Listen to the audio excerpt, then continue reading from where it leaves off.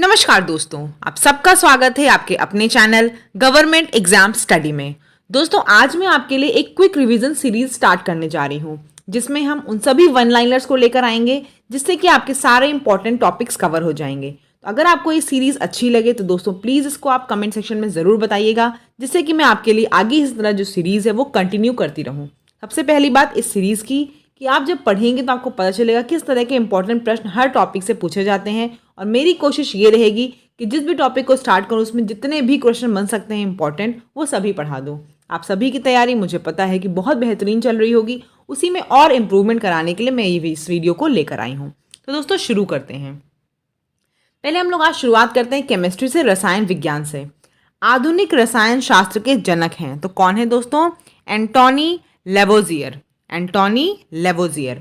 परमाणु नाभिक के अवयव हैं, यानी कि आपको पता है कि जो आपका न्यूक्लियस होता है परमाणु का, एटम का, वो उसमें क्या क्या होते हैं?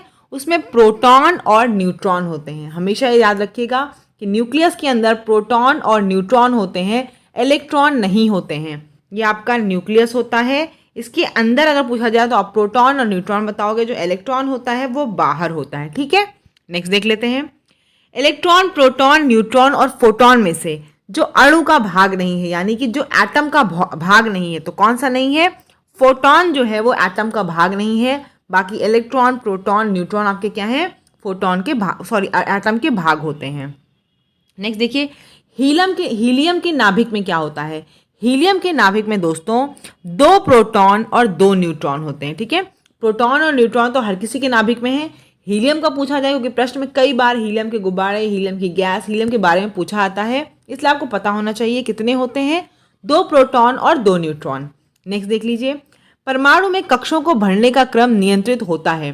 परमाणु में आपको पता है किसी भी एटम में, आपने शायद हो सकता है पढ़ी हो साइंस में, इलेक्ट्रॉन्स को भरा जाता है। इलेक्ट्रॉन्स को भरने की एक तकनीक ही होती है, उस तरह से उनको भरा जाता है। तो वो कौन सा होता है?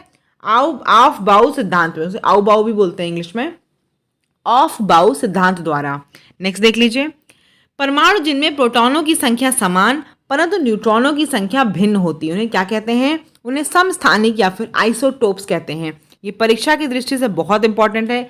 कई बार आपको परीक्षा में लिखा होगा, दिया होगा 15P7 और ऐसे ही कुछ और दिया होगा, आपसे पूछा जाएगा ये आइसोटोप है, आइसोबार है, क्या है? आपको पता होना चाहिए। तो जिनमें प्रोटॉनों की संख्या समान होगी मगर न्यूट्रॉनों की अलग होगी, वो क्या होंगे? आपके आइसोटोप होंगे। नेक्स्ट देख लीजिए, रेडियो एक्टिविटी मापी जाती है। रेडियो एक्टिविटी किससे मापी जाती है दोस्तों? गाइगर काउंटर से, गीगर काउंटर बोलते हैं इसे, उससे मापी जाती है।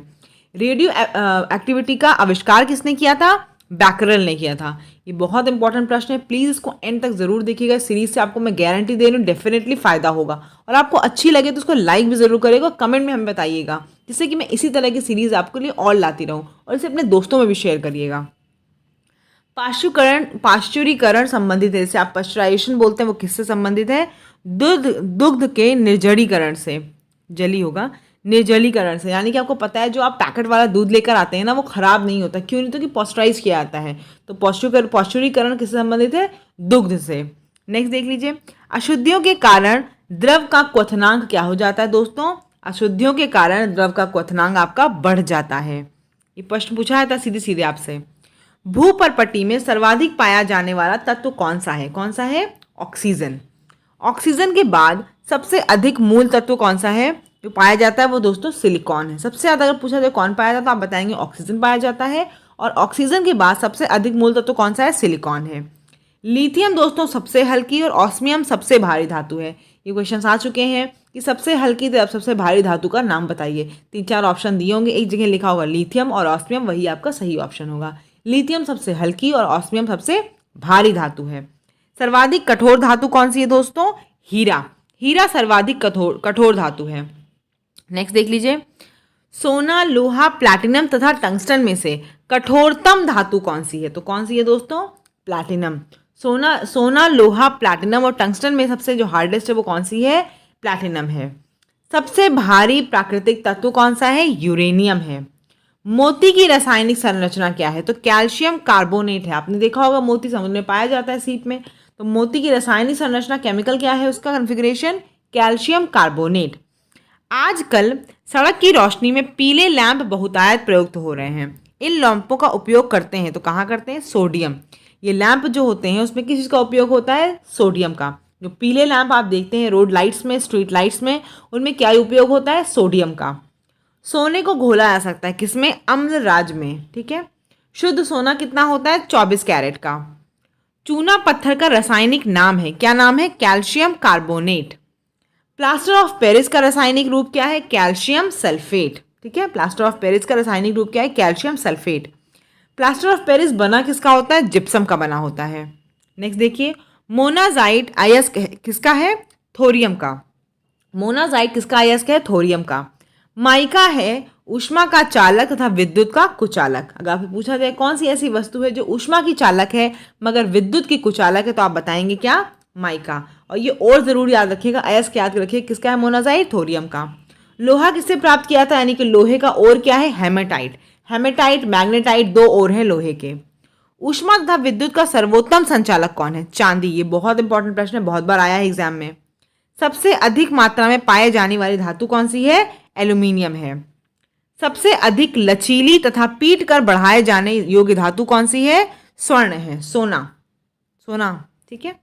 नेक्स्ट देख लीजिए, ऊष्मा का न्यूनतम संचालक कौन है? सीसा है। बॉक्साइट को कच्चा माल के रूप में कौन सा उद्योग प्रयोग करता है? कौन करता है? एल्यूमिनियम उद्योग। एल्यूमिनियम का जो ओर होता है वो क्या है? बॉक्साइट। तो एल्यूमिनियम को कौन यूज करता है? कौन सा इंडस्ट्री फैक्ट्री यूज करती है? एल्यूमिनियम की। एल्यूमिनियम का ओर आपका बॉक्साइट है। कॉपर का ओर या अयस्क जिसे आप हिंदी में बोलते हैं क्या है? क्यूपराइट है। पारा या मरकरी का क्या है? ओर सिनेबार है। जिंक का क्या है? ओर या अयस्क कैलेमाइन है।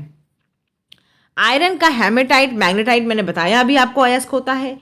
हीरा का क्या होगा? हीरा आपको पता है कार्बन का ही रूप होता है। बालू, बालू आपका सिलिकॉन है।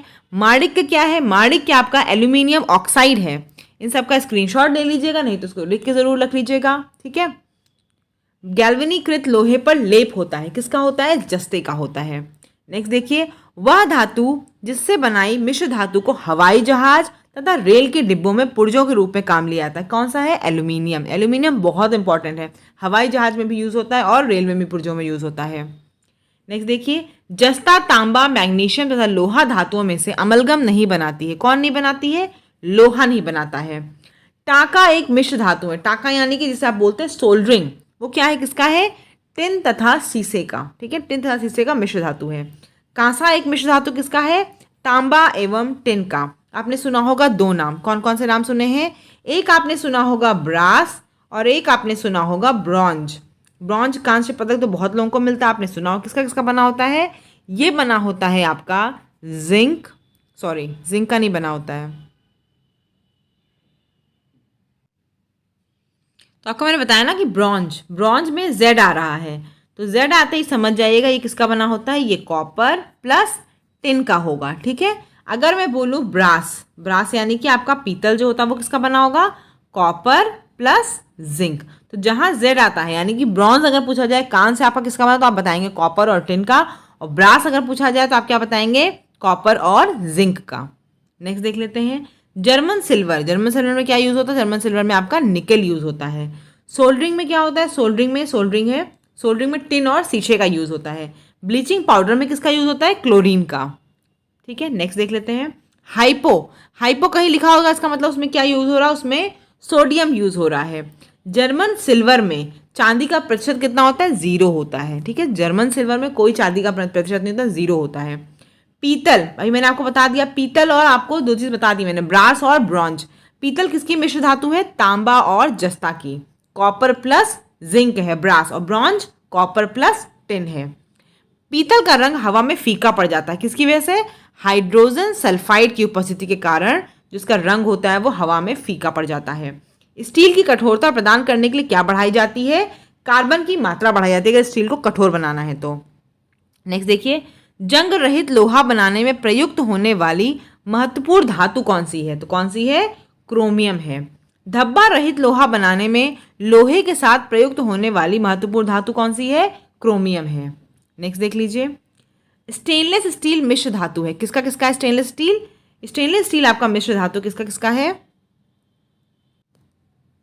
किसका किसका है? ये देखिए आपका स्टेनलेस स्टील, लोहा, क्रोमियम, मैंगनीज, कार्बन और निकेल। ये लिख के रख लीजिए, बहुत इंपॉर्टेंट। स्टेनलेस स्टील में पूछा था क्या क्या होता है? लोहा, क्रोमियम, मैंगनीज, कार्बन और निकेल।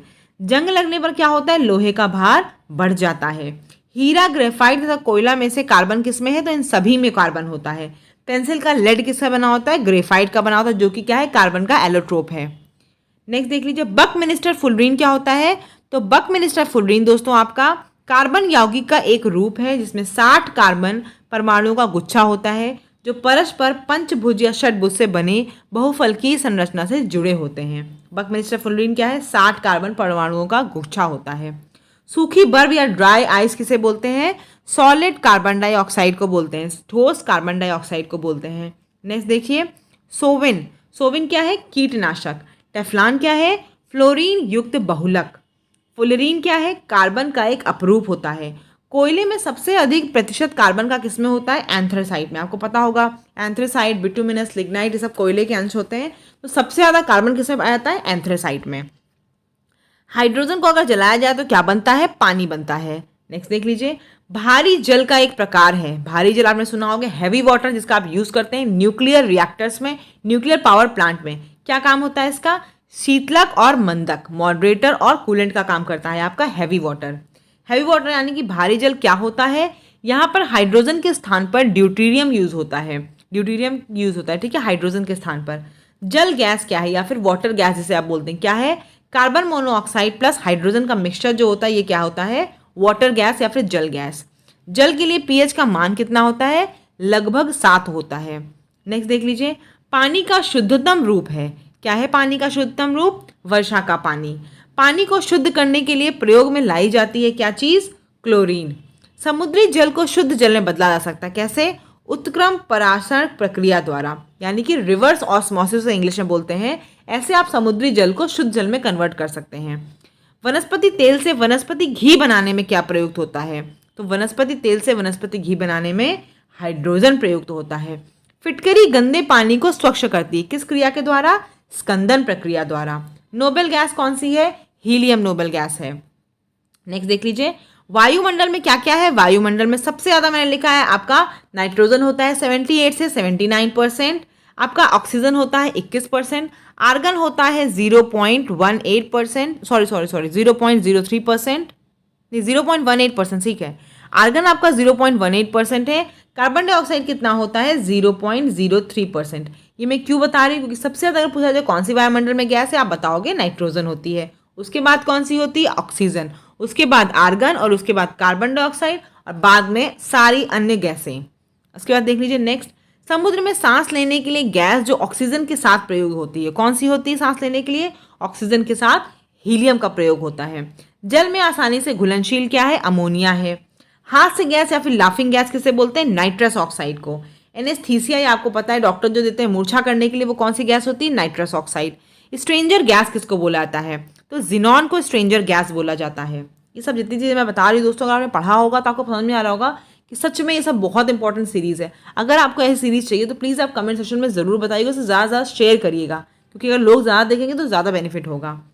वायुयानों के टायरों में भरने का प्रयोग किया जाता है, किसको भरा जाता है, नाइट्रोजन गैस को भरा जाता है। कीट भक्षी पौधे जिस मृदा में उगते हैं उसमें कमी किस चीज़ की होती है, नाइट्रोजन की। कीट भक्षी पौधे आपको पता है जो कि जानवरों को खा लेते हैं, आपको सुना होगा आपने, ट्रैप कर लेते हैं, उनके पत्तियों के थ्रू खा लिए जाते हैं कीट भक्षी पौधे। वो कहाँ पे उगते हैं, वो हमेशा उसी मिट्टी में उगते हैं जहाँ पर नाइट्रोजन की कमी रहती है। नेक्स्ट देख लीजिए, सामान्यतः गुब्बारे में भरी जाती, क्या भरी जाती, हीलियम गैस। अश्रु गैस क्या है, जिसे आप बोलते हैं टीयर गैस, वो क्या है, अमोनिया है। हास्य गैस कौन सी थी, लाफिंग गैस कौन सी थी, नाइट्रस ऑक्साइड। हेलोजन में सबसे अधिक अभिक्रियाशील क्या है, फ्लोरीन। द्रव के रूप में क्या पाया जाता है, ब्रोमीन। ट्यूबलाइट में क्या भरी होती है, ट्यूबलाइट में कम दाब पर आर्गन गैस एवं कम दाब पर पारे की वाष्प, यानी कि इसमें आर्गन और मरकरी भरा होता है। नेक्स्ट देखिए, एंट एसिड क्या होते हैं, एंट एसिड आपके दोस्तों भस्म होते हैं, बेस होते हैं, एंट एसिड है ये, एंटीसिड नहीं है, एंट एसिड। अम्लीय विलयन का संभव पीएच क्या होता है, 7 से कम।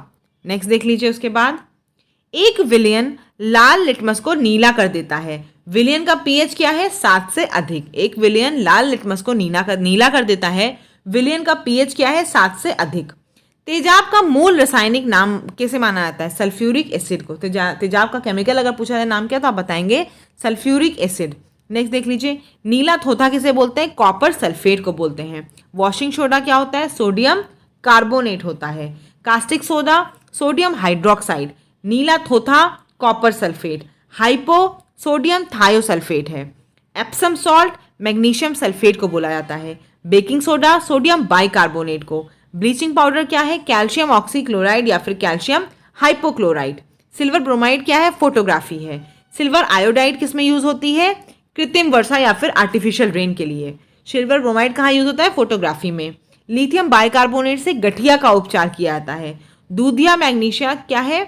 अम्ल है। ये क्या है आपका? प्रति अम्ल है। नेक्स्ट देख लीजिए, प्रथम विश्व युद्ध में रासायनिक कौन सा यूज किया गया था? रसायन जो यूज किया था प्रथम विश्व युद्ध में, फर्स्ट वर्ल्ड वॉर में, मस्टर्ड गैस थी। भोपाल गैस त्रासदी किसकी वजह से हुई थी? मिथाइल आइसोसाइनाइड के रिसाव के कारण हुई थी। लीकेज इसकी वजह से हुआ था, मिथाइल आइसोसाइनेट। नेक्स्ट देख लीजिए, मीथेन गैस का उत्पादन सबसे ज़्यादा कहाँ होता है? धान के खेत में होता है।